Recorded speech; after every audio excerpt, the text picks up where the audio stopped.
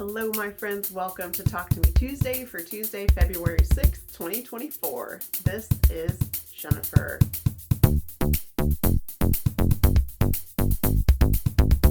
Right off the bat, you guys can probably tell I've been sick. I've had just a horrible head cold the last week. It hit me right after, pretty much after I stopped recording last week. I realized I wasn't feeling well, and then it's been a week. I'm starting to feel better, so I did get a few things done over the weekend because I was I was getting stir crazy and bored, and I don't like being bored. So I just started working on some stuff, and I'm very excited to get to share at least the tiny bit of stuff that I have.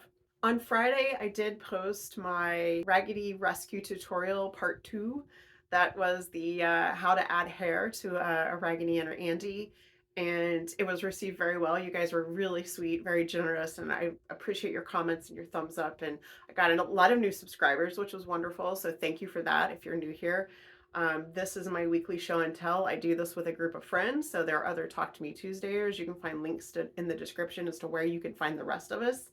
We do have a group website so that you don't have to just hunt us down on YouTube, but we do appreciate when you subscribe to us and when you like and all that. It just, we're just a bunch of crafty gals who just enjoy sharing. So back to Raggedy Ann and Andy, I did do my tutorial. I fortunately got that recorded right at the beginning when I was kind of feeling a little down. I could feel the sickness coming on, and it did come out on Friday. Fortunately, that worked out okay. I schedule everything like that in advance, so it was out when I was feeling rotten. So all of your nice comments were really appreciated.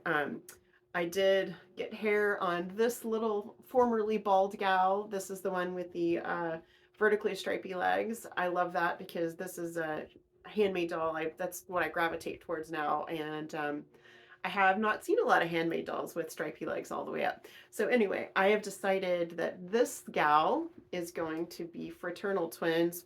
He's backwards. With the Andy who previously Ann that I got at Austin Creative Reuse.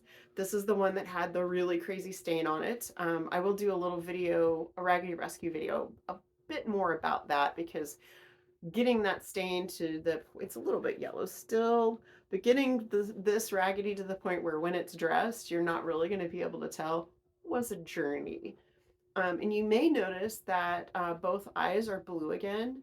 And I just got a wild hair while I was sick, and that is Crayola fabric marker, permanent fabric marker. I just very carefully colored the eye in, and then I touched up the other one to make it match. And so this is a blue-eyed boy now. So I have tested a couple times for color fastness, and it doesn't seem like it's going to come out. So I'm really happy with that. It's something I've never tried before. But since I was going to have to take the embroidery out to fix it, I thought I don't have anything to lose. So I went ahead and did that, and I'm really happy with it. So the way I'm going to make him fraternal twins is I am going to go into his like little bit of ratty hair here, and I'm going to fill in some of the spots with this yarn and then trim it all the same length. It's kind of similar to what I did on Abby's Raggedy that had some bald spots, but I tried way harder to blend and match that hair. This time I'm just gonna he's gonna have some highlights so that they go together a little better. And then when I get to the point that I'm making clothes for them, I will make sure their outfits coordinate. Had another little Raggedy news that I'm very excited about. Mary Tussler commented in my Sew Hooked Facebook group that she had her mom's Raggedy Ann and Andy pattern from 1970 and that she would be happy to give it to me, and she did. And just I'm so thrilled by this. This is a couple years older than I am, which leads me to believe that probably the Raggedy Ann and Andy I had growing up that my grandmother made could have come from this pattern. I don't know for sure. I have the one that she used for my kids. I don't have those dolls anymore because I gave them to a younger child when I was a teenager and I never saw them again. So I don't know.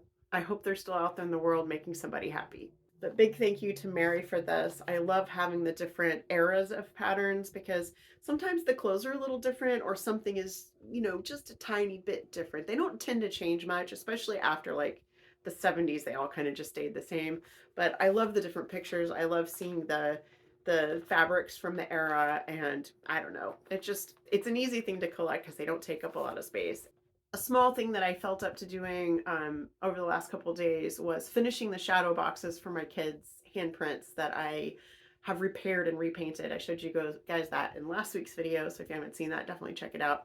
But these were handprints of my kids that we made when they were, I mean, it's been 25 years ago, probably 24 years ago, something like that, because my youngest was probably 2 or 3 and he's 26 now. So I did try to pick fabrics that I felt reflected their personalities, and they were happy with my choices. So these now live on top of, we have two like sort of shorter bookcases that are side by side, and they will live on top of that underneath my family wall, where all our kids' pictures and pictures of the people who are important to us are. The Talk to Me Tuesday swap partners went out last week, and I had planned to show you something on mine, and then because I had so many hours to design and play and tweak while I was not feeling well, I ended up doing something very personal for my partner. And if I show it to you, every single person who does Talk to Me Tuesday will know who it's for. So I just decided maybe I'll show you guys some fabric or something, but that's going to be about it, because it is not a generic design, and yeah, it includes spoilers by its very nature. I did get quite a bit of that done over the weekend. I'm very excited about it. I left the hardest part for last, and I haven't done that yet. And we have over a month left to ship, so nobody panic. Take your time if you're still working on your swap, because literally the partners have only been out for a week. The last thing I want to show you guys is my fabric back here. This is Bubble Up. I believe it's Wilmington. That is the same fabric that I have on my ironing station. You've probably seen it in a million pictures if you've watched my videos for any length of time or follow my social media. I take pictures on it all the time because it's just so pretty and it makes me happy, and it's a great spot to photograph things. I have been meaning to make sewing machine covers for my machines for years. They all have the plastic covers on them that they came with, and some of them are higher quality than others. Some of them are in better shape than others. My sad serger cover, which is my newest of all of the machines sitting here, is shredded because one of my cats decided he really liked it and he just tore it apart. I think he was actually trying to get to the thread underneath, but I digress. I'm going to use Bubble Up for all of my sewing machine covers, for at least the outside, and my plan is to get all of my measurements so I have a rough idea how much fabric I need, and then I'm just going to quilt a huge swath of this fabric, cut the pieces out for each of the covers, and then stitch them together and get them finished up. I will probably do some sort of contrasting binding on each one just to give them a pop of color, and maybe that'll be different. I don't know. Haven't gotten that far yet, and but I'm really happy that I'm going to be able to do that, and I'm really happy that I finally figured out what I wanted to do for my sewing machine covers, because that's why it's not done yet. Okay, guys, that is definitely it for me. I need a drink of some water and probably a tissue. But before I go, I do want to say a massive thanks to my coffee supporters. You guys have been amazing. That's why I'm making more content this year. That's why you have some new tutorials coming out, and I am essentially retired, and I'm not in this for the money, but it does make it a lot easier to do extra stuff when I'm, I know my websites are paid for, and I know that my Phantom and Stitches website is paid up for, and like the storage for all of the patterns and the pictures for Phantom and Stitches, that's all taken care of. You guys, it takes a load off, and your support has just inspired me to create more content. So I'm going to do that because I do all this stuff anyway, and it takes just a little bit of extra time to record it and share it with you guys. Don't forget, I have a ton of free heart patterns that you can paper piece. Mostly I think there's at least one that's traditionally pieced. It's like a whole quilt top, and that's on sewhooked.com. Those are free.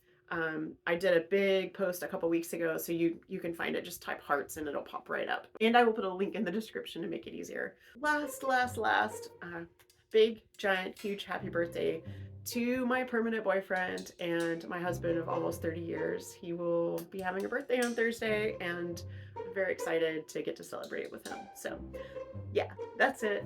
Have a wonderful week. Have a crafty week. I hope to see your video. Like, subscribe, thumbs up. That's liking. Whatever. I love you guys. I'll see you next week. Bye.